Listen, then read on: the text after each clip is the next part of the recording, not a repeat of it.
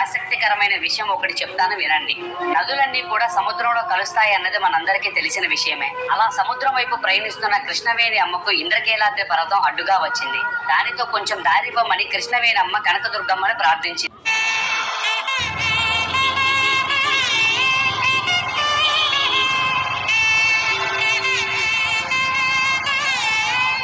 నరసింహస్వామి దేవస్థానం సింహాచలం అనే గ్రామంలో విశాఖపట్నానికి 11 కిలోమీటర్ల దూరంలో తూర్పు కనుమలలో పర్వతం పైన ఉన్న ప్రముఖ హిందూ పుణ్యక్షేత్రము. ఈ క్షేత్రంలో విశాఖ పరిసర ప్రాంతాలలో ప్రజలు సింహాద్రి అప్పన్నగా పిలిచే వరాహ లక్ష్మీ నరసింహ